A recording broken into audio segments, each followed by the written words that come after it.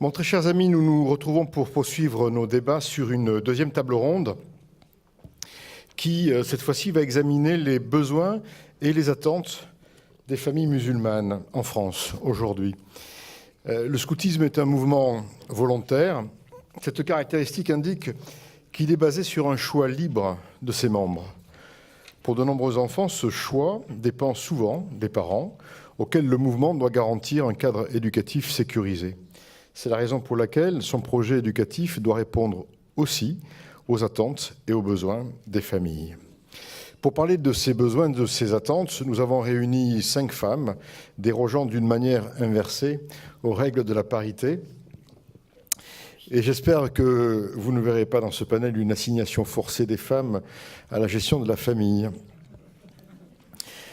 Nous avons tout simplement réuni des femmes qui ont un talent exceptionnel, leaders dans leur domaine, et c'est avec plaisir que je vous présente Latifa Ibziaten, présidente de l'association IMAD pour la jeunesse et pour la paix. Merci d'être avec nous.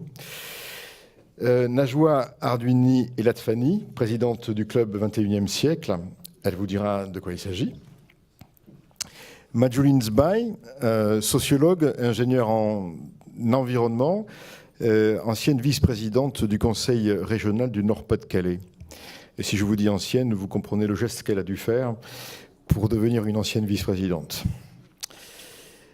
Marie Derain, ancienne défenseur des droits de l'enfant, c'est-à-dire des droits des enfants, c'est-à-dire qu'elle était l'adjointe du défenseur des droits, à l'époque Dominique Baudis, et elle est actuellement en mission d'appui pour les droits de l'enfant auprès de la ministre de la Famille et de l'Enfance. C'est aussi l'ancienne vice-présidente des Scouts et Guides de France. Enfin, Marie-André Blanc est la présidente de l'Union nationale des associations familiales. Alors nous allons ouvrir le débat et comme nous l'avons fait ce matin, on va démarrer par un petit tour de table. Madame Blanc, on démarre avec vous ? Oui, tout à fait. Merci. Merci pour cette invitation. Donc voilà, je me présente, Marie-André Blanc. Je suis la présidente nationale des associations familiales qui regroupe 8000 associations adhérentes et où nous n'avons malheureusement pas d'associations musulmanes. Nous avons des familles musulmanes qui sont adhérentes à des associations familiales, mais pas une association spécifique. Donc, si vous me le permettez, voilà, je vais lancer vraiment l'appel de dire venez rejoindre notre réseau, venez rejoindre l'UNAF, l'Union nationale des associations familiales. Vous y avez absolument toute votre place. Merci. Majouline Zbaï, quand on a préparé cette rencontre par téléphone, on a essayé de comprendre finalement s'il y avait, comme cela a été abordé ce matin, une spécificité des familles musulmanes. Ou peut-on imaginer qu'elles ont des problèmes qui sont communs à toutes les familles françaises? Quel est votre regard, à la fois de mère de famille, de fille d'ouvriers et aussi d'anciens élus sur le sujet? Pour moi, les familles musulmanes n'ont pas de spécificité. Ce qui les rend spécifiques, c'est le traitement qui est fait de la question des musulmans, des gens issus de l'immigration, dans les médias et par les politiques aussi. Et donc, je crois profondément que les évolutions positives qui permettent d'améliorer les conditions de vie des familles, d'améliorer les possibilités d'épanouissement pour les jeunes dans l'ensemble de la société doivent bénéficier à tous. Le problème, c'est les inégalités qui les frappent plus grandement et la stigmatisation qui les frappe plus grandement. Et donc ça, c'est un vrai constat. Et si je dois parler de mon expérience à la fois de militante et d'élue, en tant que militante, moi, ce que j'ai constaté, c'est qu'à l'échelle de ma ville, il y avait quand même, par héritage, parce qu'il y avait de nombreux ouvriers qui étaient issus de l'immigration, une forme de ségrégation territoriale, c'est-à-dire que les gens se retrouvaient beaucoup entre eux, avec peu d'accès à des possibilités de mobilité sociale et professionnelle. Et en tant qu'élu, à l'échelle même de la région, évidemment, on se rendait compte qu'il y avait beaucoup à faire pour faire en sorte qu'il y ait une vraie cohésion sociale et que les citoyens puissent avoir tous le même accès aux droits et la même possibilité de choisir leur vie. La question de la ségrégation sociale est bien évidemment extrêmement importante. On la reprendra certainement à la table ronde numéro 3 aussi, puisqu'on examinera les enjeux du vivre ensemble.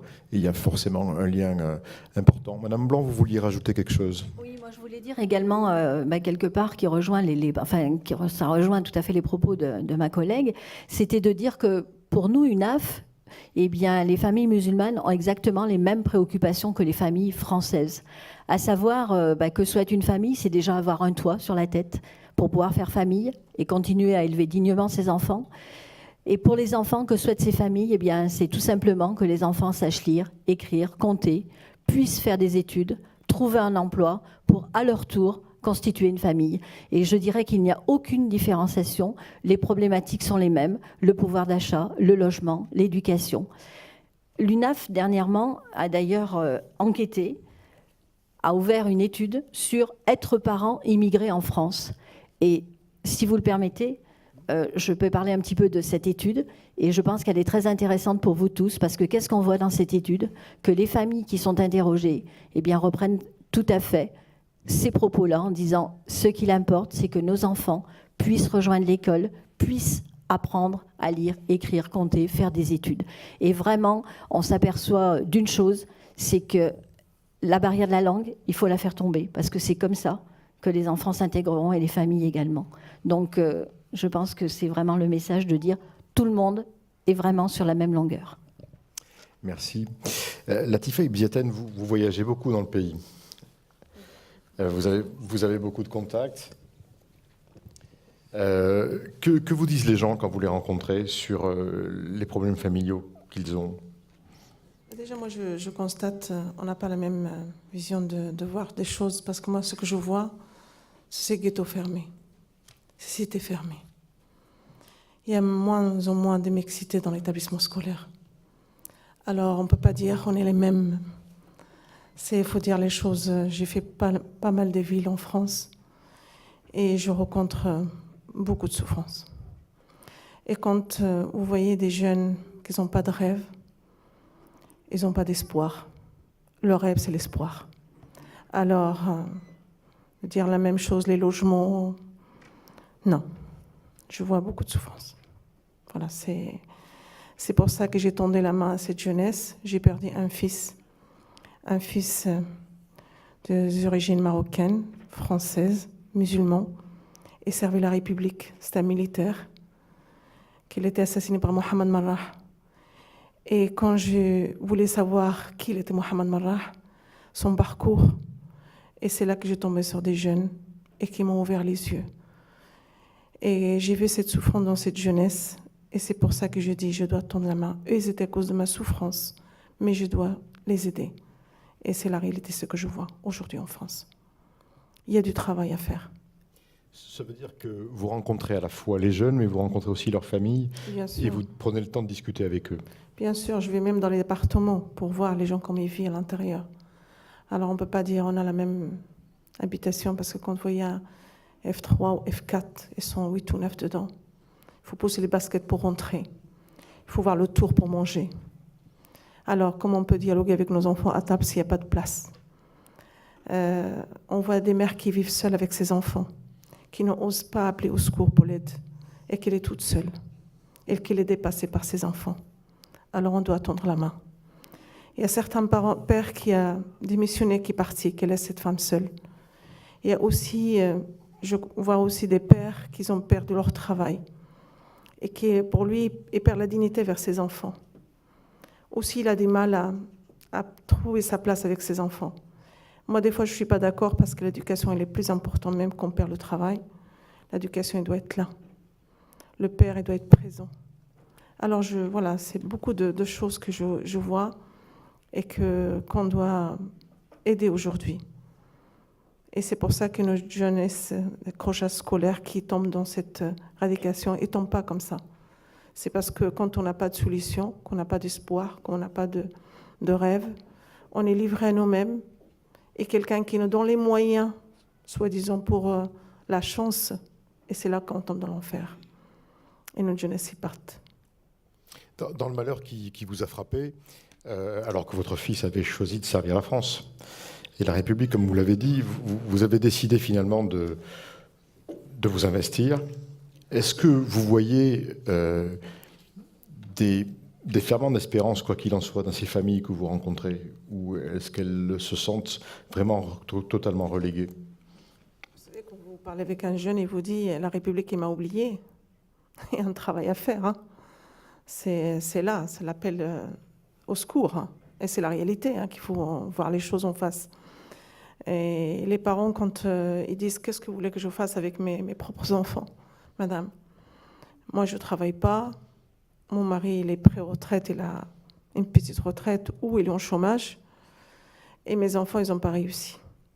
Et je n'ai pas d'aide. Quelle solution que je peux trouver? Alors, c'est là qu'il faut tendre la main. C'est intéressant cette réflexion, la République m'a oublié. Ça me fait penser inévitablement à ce livre, Les territoires perdus de la République. Donc, est-ce que ces territoires sont perdus ou est-ce que la République a oublié ces jeunes? Je peux juste réagir.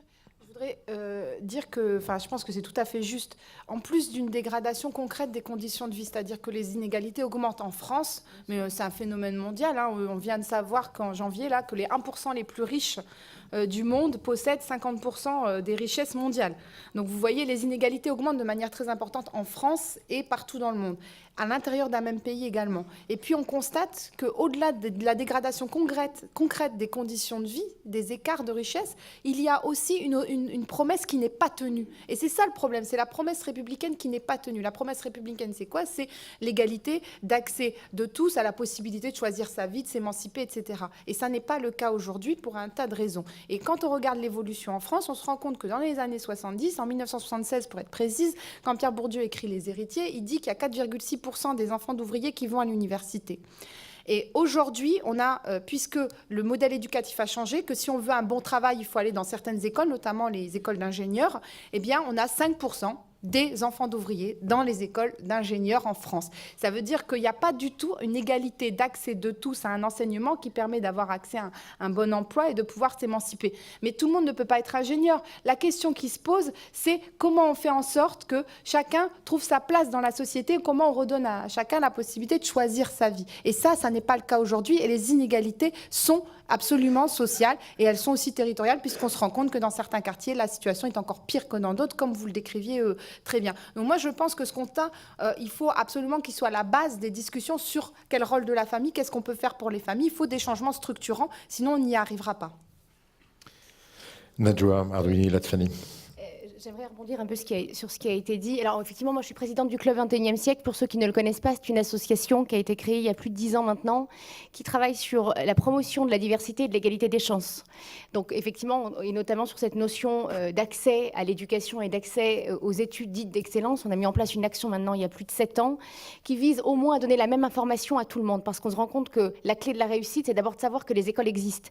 Et si effectivement on n'a encore que 5% d'enfants d'ouvriers qui vont dans ces écoles, c'est parce qu'ils ne savent même pas que ces écoles sont à leur portée. Donc il y a un message effectivement d'espoir, et vous le disiez très justement, ils ont l'impression que ça n'est pas fait pour eux. Moi je pense qu'il y a deux choses, il y a cet espoir, mais il sera porté par les rôles modèles.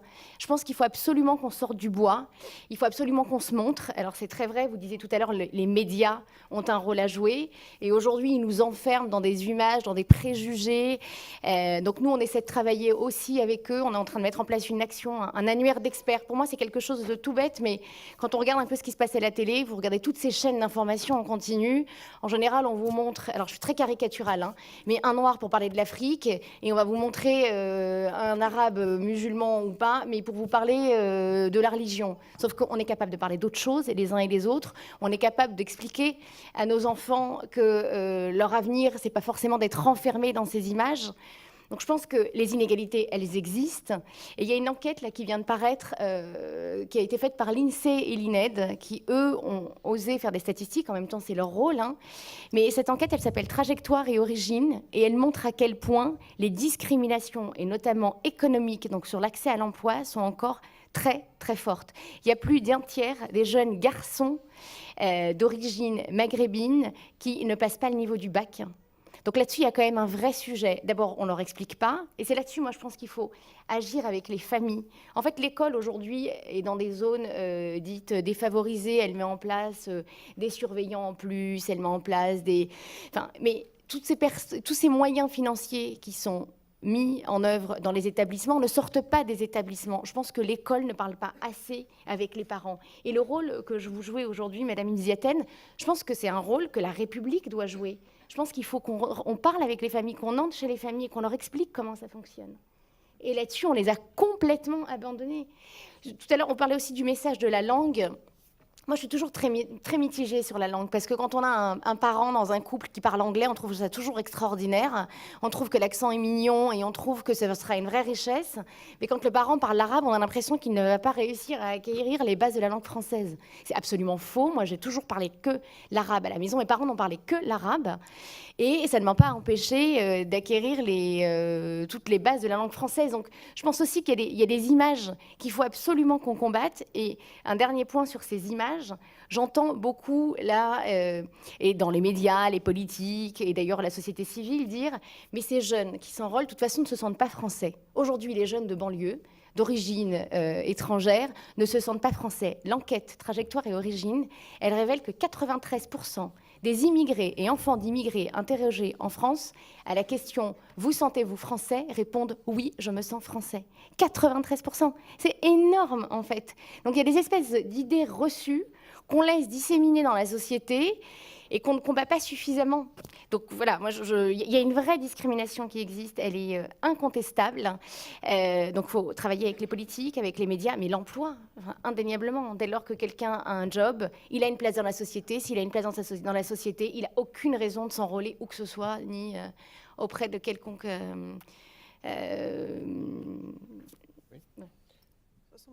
Ce que je constatais, moi j'ai travaillé à peu près 24 ans dans l'établissement scolaire. Alors j'en ai vu des choses. Et j'ai toujours dit, c'est dommage qu'on ne prend pas l'évolution de l'enfant à partir de dernière section de maternelle, on suit l'enfant. Et malheureusement, ça ne se fait pas. L'enfant, il arrive au collège, il est suivi par, il est agité, il n'est pas stable, il n'est pas bien, il travaille mal, ça c'est sûr. Il y a un dossier qui suit. Mais pour l'aider dès le début, il n'y en a pas de l'aide. Et l'enfant, quand il arrive au collège, ça y est, ça se termine, on dit, il faut l'orienter. L'orienter par qui? Par l'école professionnelle. Aujourd'hui, l'école professionnelle, messieurs, dames, je vous assure, toutes les écoles pratiquement que j'ai fait, c'est rempli des origines maghrébines et des Africains. Alors j'ai dit, est-ce que c'est normal? Est-ce qu'ils sont tous tarés? Excuse-moi de vous parler comme ça. Non. Les enfants, ils sont intelligents, ils ont besoin de cadres. Mais il n'y en a pas. Et qui est responsable? C'est une partie de l'éducation nationale, parce que c'est l'école, et les parents. Parce que si les parents ne travaillent pas avec l'école, l'enfant, il n'arrive pas. Si l'école ne va pas rappeler les parents, on ne peut pas avancer. Alors, les parents, ils ont une responsabilité, leur devoir d'éduquer leurs enfants et de les suivre, de ne pas attendre jusqu'au collège. Parce que quand je rencontre des jeunes qui disent « Madame Ibn Ziaten, je ne resterai pas ici, ce n'est pas mon choix, je n'ai pas choisi ce métier ». Et quand vous parlez avec la directrice de l'établissement, il vous dit « Je l'ai mis là parce que j'avais cette place-là, je n'ai pas d'autre place pour lui ». Vous voyez? Alors cet enfant, il est complètement livré à lui-même, il est perdu. Il n'a pas d'aide. Alors, il fait 1 an, et il est dans la rue. Et moi, j'appelle l'enfant 1 an, et il est complètement une bombe à retardement pour la société. Voilà, c'est ce qui se passe aujourd'hui, c'est la réalité. Il faut être conscient, je pense, que ce soit dans l'école, que ce soit les parents, et que ce soit dans les maisons d'arrêt.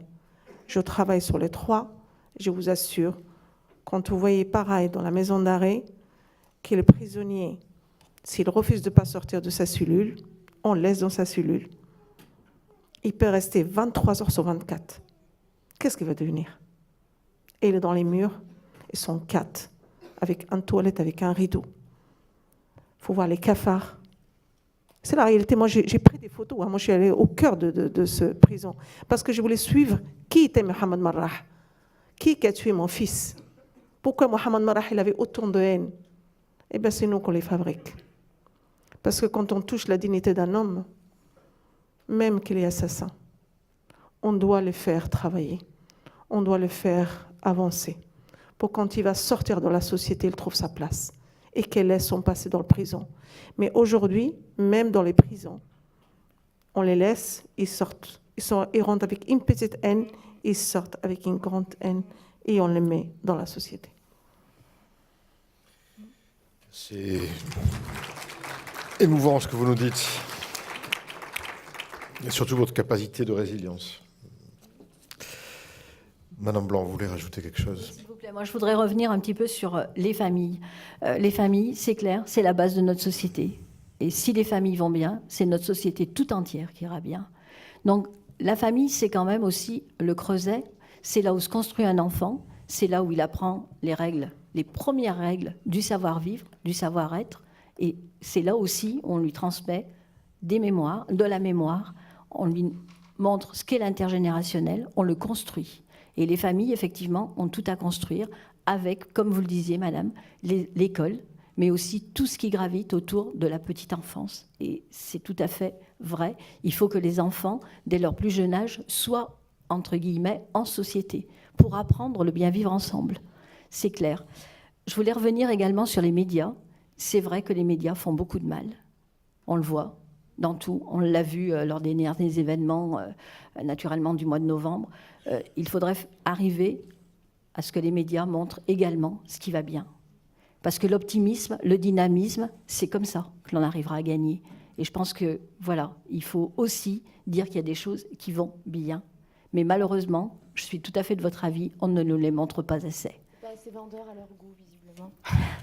On Voilà. essaye. Mais je reviendrai vraiment sur de dire c'est dans les familles que l'on construit les bases de notre société. Et vraiment, il faut que les familles soient là avec des acteurs, effectivement, autour d'eux. Marie Derain, dans sa mission, s'intéresse aussi aux relations entre les parents et les enfants. Bonjour à tous. On est rentré dans le vif du sujet bien vite, dans le vif du quotidien d'un certain nombre de jeunes, de pas tous les jeunes, et de pas tous les jeunes musulmans, ni de toutes les familles musulmanes. Je pense que c'est important de le rappeler. Moi, j'ai été surprise quand Richard m'a sollicité d'entrer comme ça dans le sujet des besoins et des attentes des familles musulmanes, comme s'il y avait un besoin spécifique. Alors, je suis forcément déformée parce que je suis fonctionnaire du ministère de la Justice. Donc, la question de la religion n'existe pas, ou très très peu. Et puis, quand on est défenseur des enfants, on est dans l'universalité des droits de l'enfant et on n'entre pas non plus, quand bien même la Convention des droits de l'enfant reconnaît la liberté de conscience et de religion, on n'entre pas dans le sujet du rôle des parents, de la relation des parents-enfants par la religion. Alors, poser la question des besoins et attentes des familles musulmanes, pour moi, c'est quelque chose de très original. Je nie pas qu'elles existent et je suis même très intéressée à les entendre, même si pour l'instant, on a plutôt eu des questions qui entraient par une approche sociologique et par une approche de classe, de différence sociale. Ce que je crois pour entrer dans le sujet, c'est qu'il faut avoir des repères un peu précis et se les rappeler, ce que vous avez fait les unes et les autres, sur la question de la dignité, des conditions d'éducation et le rôle essentiel de la famille, ce que dit très rapidement la Convention des droits de l'enfant, comme famille, premier lieu d'éducation des enfants. Mais aujourd'hui, moins que jamais, ou plus que jamais, je ne sais pas comment on peut le dire, la famille est en tout cas pas le seul lieu d'éducation. Et je crois que les familles musulmanes, comme toutes les familles, elles doivent en avoir une conscience très précise. Il y a l'école, bien sûr. Il y a les mouvements éducatifs, comme les scouts musulmans de France, qui pour moi sont les trois piliers, famille, école et lieux d'éducation, qui sont divers. C'est aussi des clubs de sport, des endroits de musique, tous les lieux d'éducation où on rencontre d'autres enfants qui sont essentiels. Et puis il y a tout ce qui nous échappe aux familles et aux parents, pour différentes raisons, parce qu'on n'a pas l'accès culturel, on n'a pas les clés, mais c'est aussi parce que les enfants nous échappent. Et du coup, ça rend l'éducation, et encore plus la transmission, extrêmement difficile.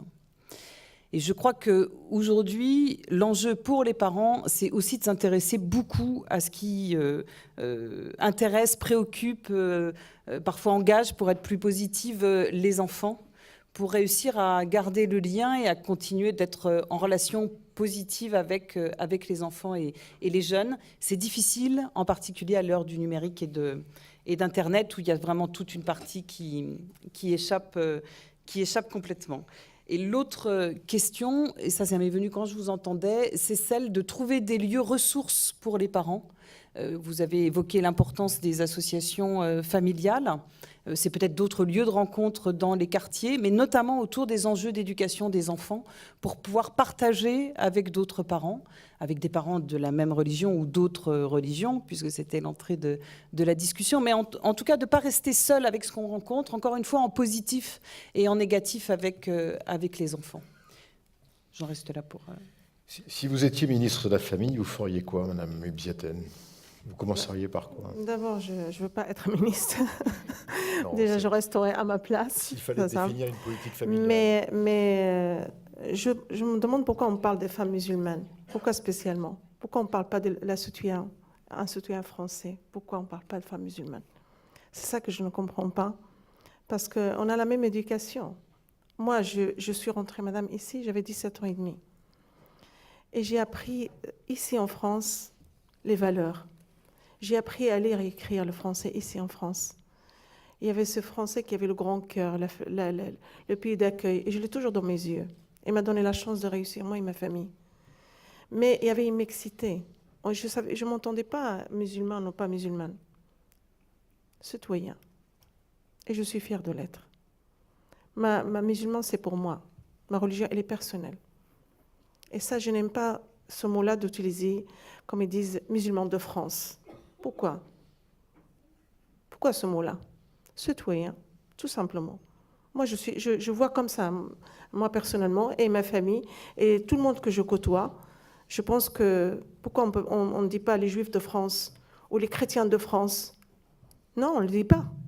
Alors pourquoi on dit les musulmans de France? C'est là qu'on se sépare déjà. Et certains jeunes, ils souffrent avec ça. Et moi, quand j'entends ce mot, ça me fait mal parce que je suis musulmane, je suis fière de l'être. Je suis française, je suis fière. Et mes origines marocaines, je suis très fière. Et je vis avec les trois. Mais tout ce qui est parti religieux, musulman, c'est pour moi. C'est personnel. Je suis désolée de le dire comme ça, mais...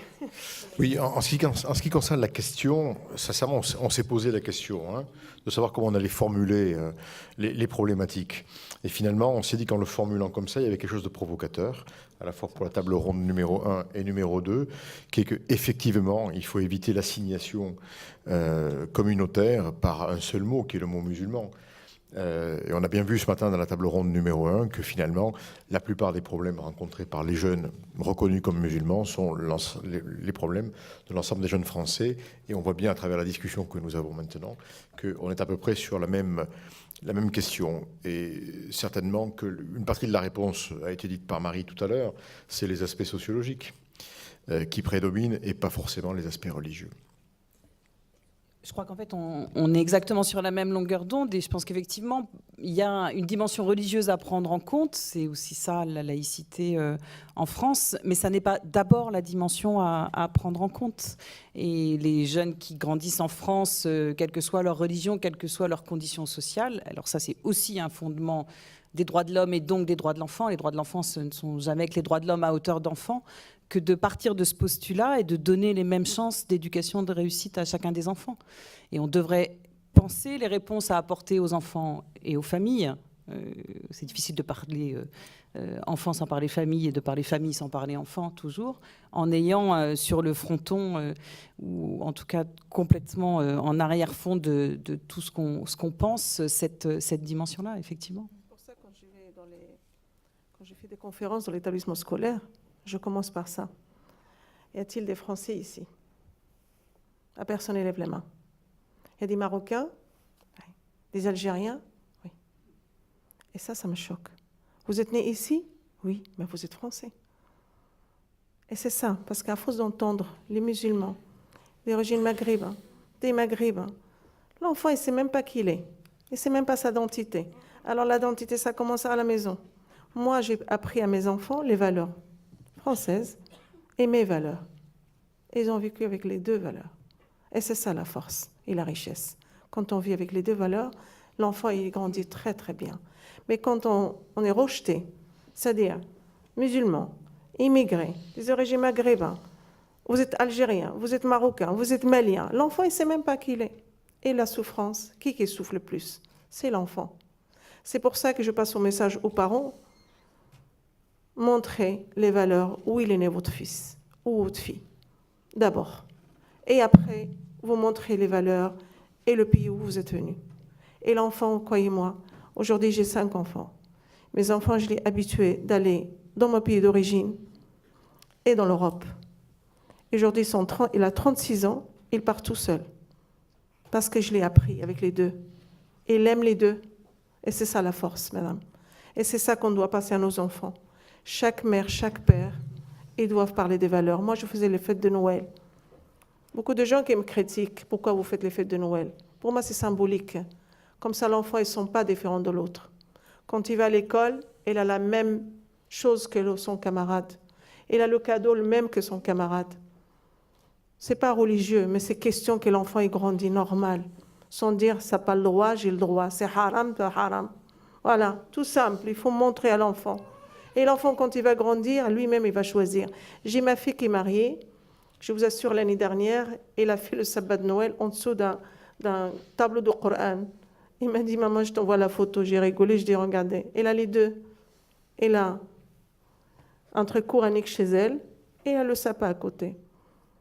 On peut vivre avec les deux, madame. C'est ça qu'il faut. Chaque parent, il doit être conscient, il doit montrer ça à son enfant. Parce que nous, on est grands, mais l'enfant, il doit grandir bien. C'est très important. Et c'est ça que je vois beaucoup de souffrance de ce côté-là. L'enfant, il est perdu. Il ne sait pas qui il est. Moi, je voudrais rebondir sur ce qui vient d'être dit. Je ne suis pas sûre que tous les parents soient en capacité de comprendre ce que vous avez dit, en fait. Moi, je comprends très bien. Ma mère avait exactement le même réflexe de dire il n'est pas question que mes enfants reprennent l'école après Noël et ne puissent pas dire à leurs camarades j'ai eu un cadeau aussi à Noël. Mais tout le monde ne comprend pas, en fait, cette notion-là. C'est pour ça que je pense que... Alors, effectivement, il ne faut pas qu'on soit assigné et décrit d'abord par notre religion, ni par notre origine, mais la réalité, c'est que c'est ce qui se passe dans les yeux de la population majoritaire. Et en fait, du coup, on ne peut pas faire comme si ça n'existait pas. Et sur cette question de la religion, moi, je partage ce sentiment que c'est très personnel. Et moi, j'ai toujours dit, ça doit rester chez moi.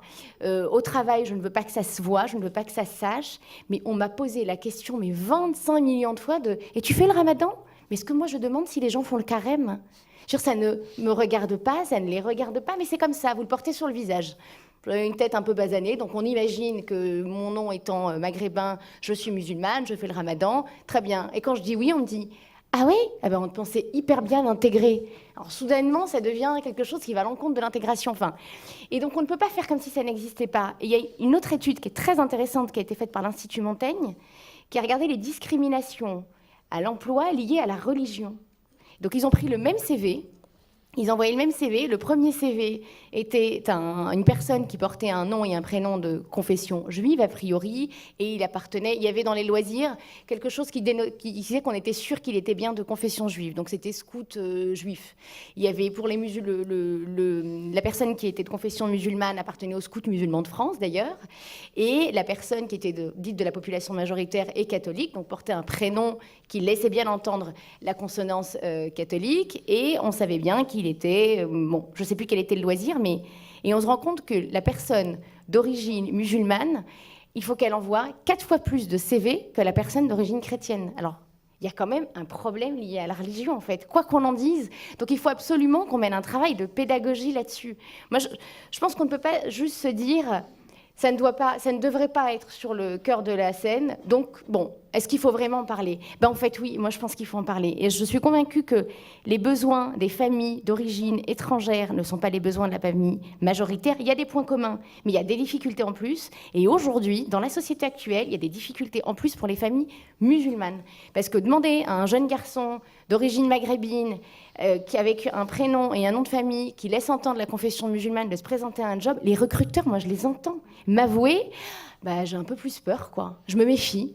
Parce qu'en plus, maintenant, l'image du terroriste, elle est plutôt le garçon plutôt malin qui se fond dans la société, et donc on n'imagine pas que c'est écrit sur son front. Donc il faut vraiment qu'on aille vers les autres, il faut vraiment qu'on explique. Moi, je pense que la table ronde, moi, je pense qu'elle a tout son sens, en fait.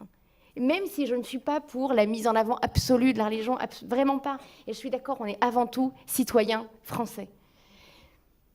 Pour celles qui sont dans des associations, finalement vous représentez la société civile, avez-vous l'impression que les musulmans, d'une façon générale en France, sont bien représentés dans la société civile? On a bien vu ce matin avec la table ronde de jeunes qu'on s'est posé la question de la représentation politique. Mais est-ce que les musulmans sont bien aussi représentés par la société civile? Le fait que, par exemple, vous n'ayez pas de membres à l'UNAF est quand même assez représentatif, l'UNAF étant une institution, finalement. Tout à fait.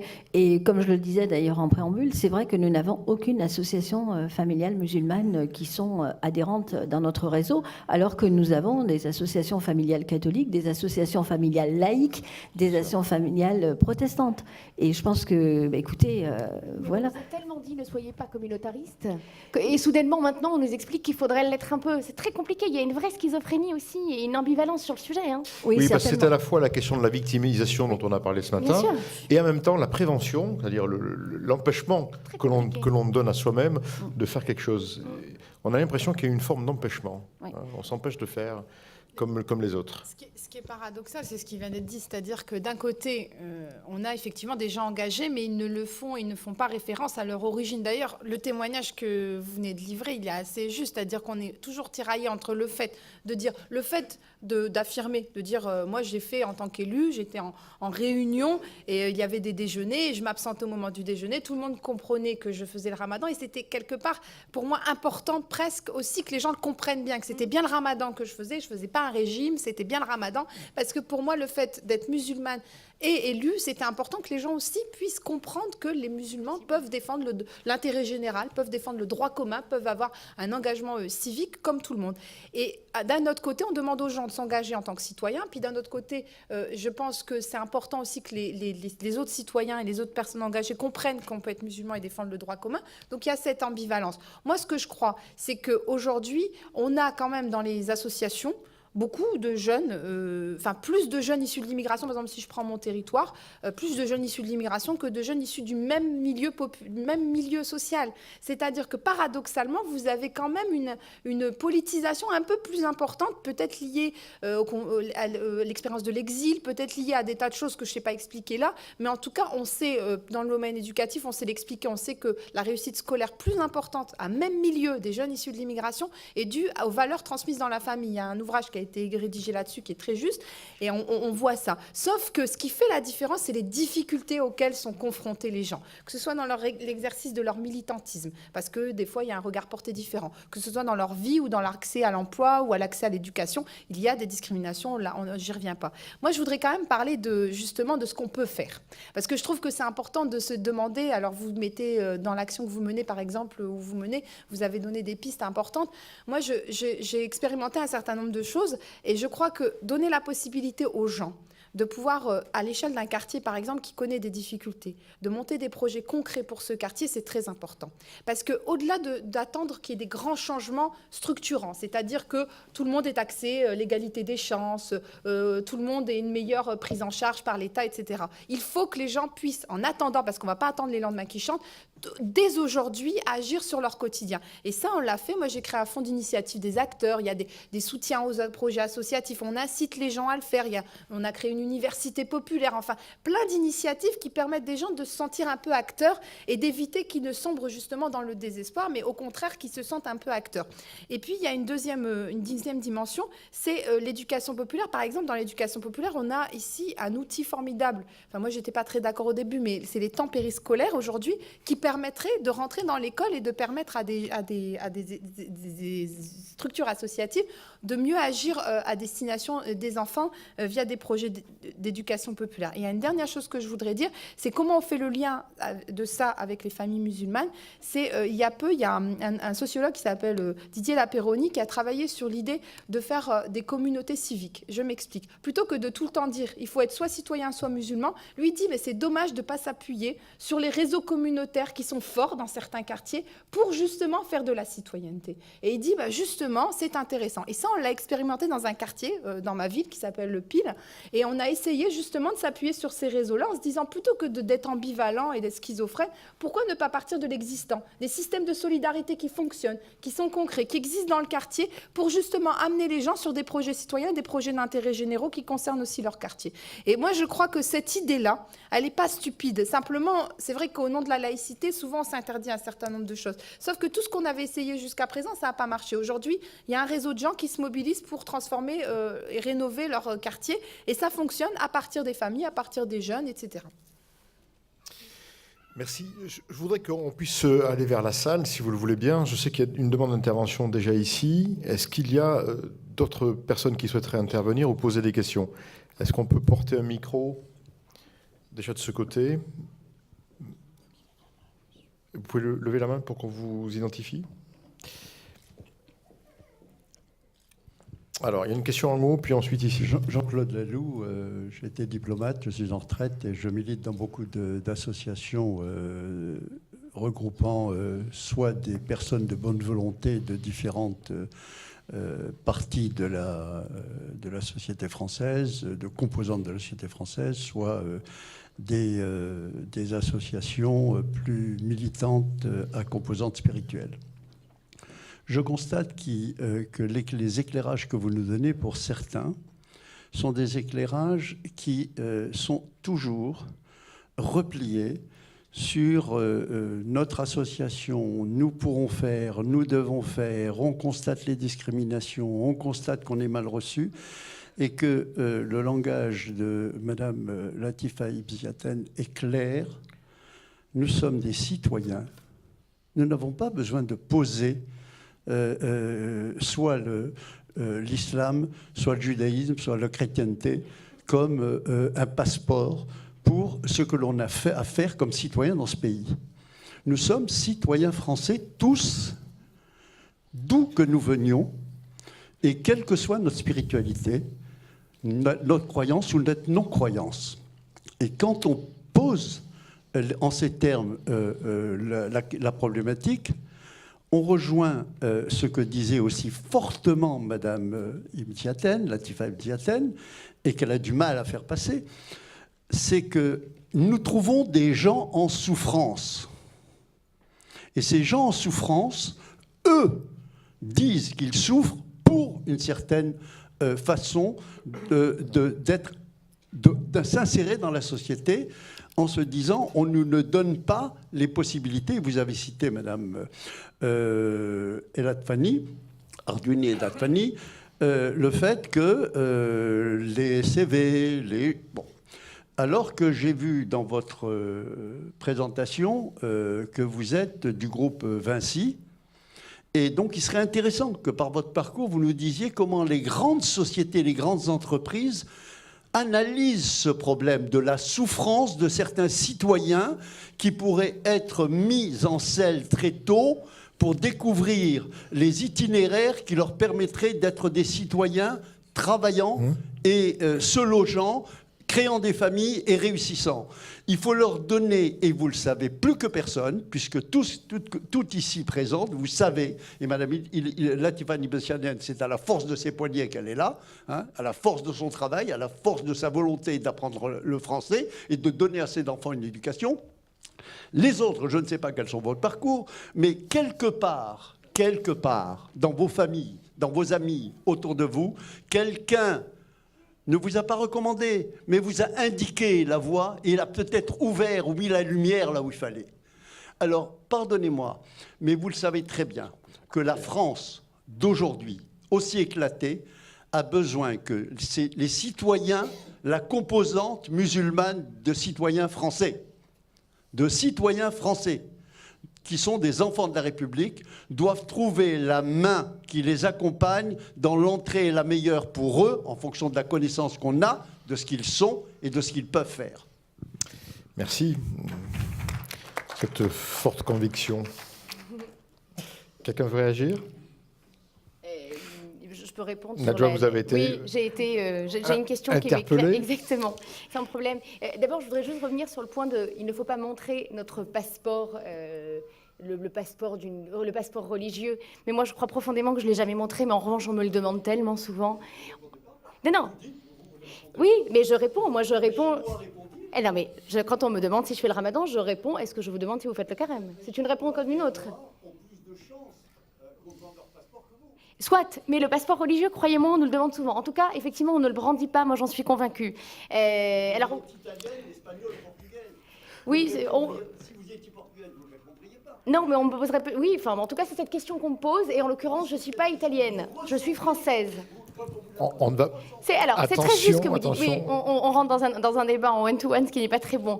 Mais c'est très vrai ce que vous dites sur le ressenti. Et d'ailleurs, quand je reviens sur les 93% des personnes issues de l'immigration qui disent qu'elles se sentent françaises, il s'avère que c'est dans le regard de l'autre que cette francité est remise en question. C'est uniquement dans le regard de l'autre et pas dans le sentiment profond qu'elles ont elles-mêmes des choses. Donc ce sentiment d'appartenance à la citoyenneté française, je ne reviens pas dessus, il est sûr. Sur ce que font les entreprises. Vous vous souvenez d'ailleurs qu'on a abordé ce sujet ce matin avec Jamel, qui nous a parlé de ça aussi. Oui. Donc, sur le rôle des entreprises, alors évidemment, les entreprises, elles vont vous dire, moi j'ai une urgence de business, et donc à un moment donné, où sous cette question d'appartenance à la nation et autres, elles renvoient un tout petit peu la balle vers les politiques, faux fuyants. Pour autant, je suis bien d'accord, comme c'est un faux fuyant, on continue de travailler avec elles. Et il s'avère qu'on travaille plus avec les entreprises. Alors, comment je suis arrivée là? Je vais vous faire mon CV en 3 secondes 30. J'ai grandi dans une banlieue qui s'appelle Mantes-la-Jolie, issue de l'immigration. Mes parents sont arrivés du Maroc. Très bien. Eh bien oui, évidemment que je parle de ce dont... Pour le coup, je parle de ce que je sais. Et je suis d'accord avec vous, j'ai eu la chance, à un moment donné, d'avoir une rencontre qui m'a dit... Ah non mais voilà. Non mais évidemment qu'il y a une affaire de rencontre. Mais là où les entreprises, elles ont quand même une carte à jouer, c'est aider les gamins qui sont en 3e à trouver des stages, c'est d'aller dans les écoles et expliquer quels sont les métiers. Et c'est tout ça, c'est effectivement l'information. Alors, on est bien d'accord. Je suis obligé... Mais c'est ce qu'on fait. Je vous rassure, c'est ce qu'on fait. On leur montre où est la lumière et je peux vous dire que j'y passe un temps monstrueux. Cher monsieur, je suis obligé de faire cesser cette conversation amicale et pertinente, mais il y a aussi d'autres demandes de questions, dont une en haut.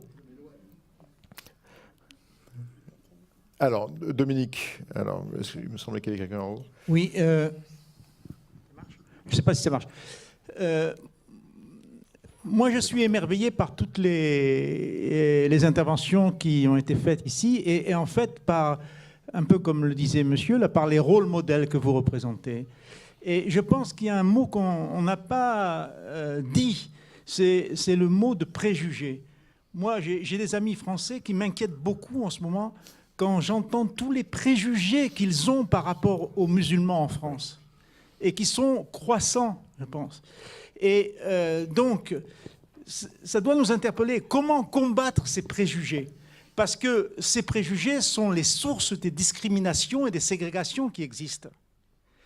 Donc, je pense qu'un des rôles que les scouts musulmans de France pourraient avoir, et c'est pour ça qu'ils sont musulmans, c'est qu'ils doivent lutter contre les préjugés à l'encontre des musulmans français, en donnant la possibilité aux jeunes musulmans d'agir au service de la société française et de montrer les ressources qu'ils ont aussi.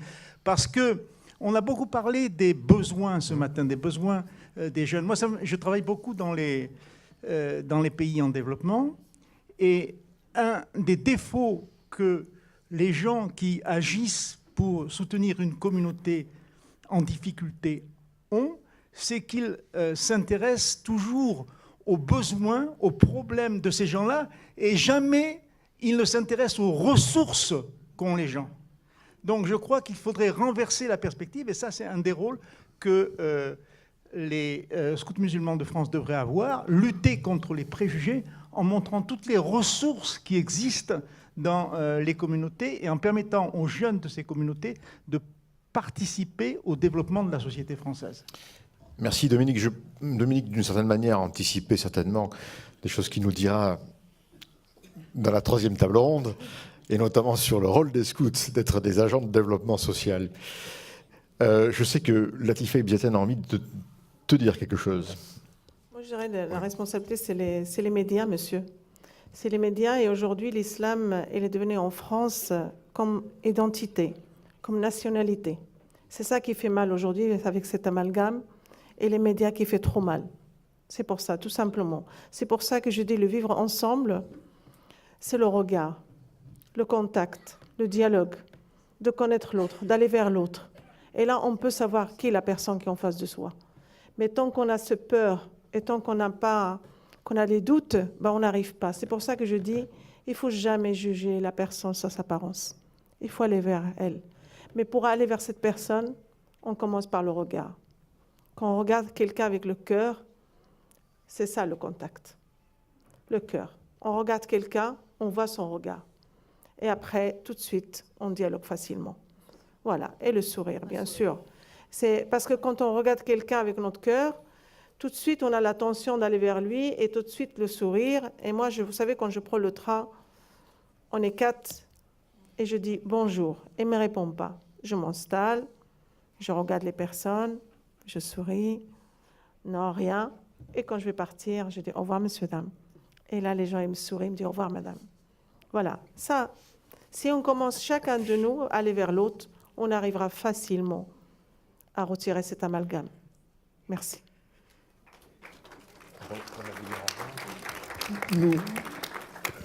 Nous allons dire au revoir à Marie-André Blanc, qui a un conseil d'administration, en vous remerciant très fortement de votre participation. Vous nous laissez une étude qu'on va forcément lire. Et on a bien compris l'invitation aux volontaires qui souhaiteraient être en discussion avec l'UNAF. Merci beaucoup de votre participation. Simplement sur les médias, nous sommes quelques-uns à avoir imaginé peut-être des formations pour les journalistes. Avec le scoutisme, dans un grand projet que l'on avait mené en Bosnie, dans l'ex-Yougoslavie, on avait fabriqué des stages de formation en direction des journalistes pour qu'ils comprennent la problématique de la jeunesse et aussi, dans ces pays-là, après la guerre, le concept de société civile. Ça avait été extrêmement utile et il y a peut-être un travail à faire aussi en direction des médias pour qu'ils comprennent mieux le fait religieux et pour qu'ils aient moins de prévention à le décrire tel qu'il est aujourd'hui dans la société française. Et donc, j'entends encore un élément venant de votre part qui milite en faveur de ces formations. Je pense qu'on va s'y coller rapidement. Marie, vous voulez rajouter quelque chose ? Moi, je voulais faire le pont avec les familles sur les enjeux de la rencontre et d'aller vers l'autre et d'aller vers les autres avant de partir dans 5 minutes. Moi aussi, je suis désolée. Je vous dis déjà au revoir, du coup, en intervenant. C'est là aussi le rôle des familles. Et si les familles n'invitent pas les enfants, ou si on ne fait pas l'expérience d'aller vers l'autre un peu différent, vers la curiosité de l'autre différent, forcément les enfants et les adolescents, encore plus, le feront pas spontanément. Alors le rôle des familles là est essentiel, et puis les autres espaces importants, c'est comment dans les villes, dans les quartiers, on crée ces lieux de rencontre, ces points de rencontre, alors qui peuvent aller à certains moments jusqu'à créer des vraies solidarités de proximité pour les familles et par exemple pour des adolescents qui peuvent aller jusqu'à inviter à une bourse au stage en 3e organisée avec le quartier voisin qui a peut-être accès plus facilement à ces stages-là. Et je trouve que je fais pas de politique et j'en ai jamais fait, mais je trouve que dans les responsabilités des politiques aujourd'hui, il y a celle-ci grande de créer les lieux de rencontre et les lieux de solidarité de proximité. Et quand on disait, alors je sais que c'est pas l'objet de la table ronde, mais ça viendra un petit peu plus tard, ce que peuvent faire les scouts musulmans de France comme les autres, que je connais aussi, c'est justement d'être ces acteurs-là, de points de rencontre, de lieux de proximité et de rencontre des différences. Et proposer ces expériences-là aux enfants en complément de ce qui peut se vivre au travers des familles. Merci. Marie, on reprendra effectivement ces éléments. On invitera de nouveau Majouline tout à l'heure dans la table ronde numéro 3 à prendre sa casquette d'ingénieur en environnement et de sociologue pour évoquer ces questions. On va vous dire au revoir parce qu'on va passer maintenant à la deuxième partie de cette table ronde en vous remerciant très chaleureusement de tout ce que vous nous avez dit.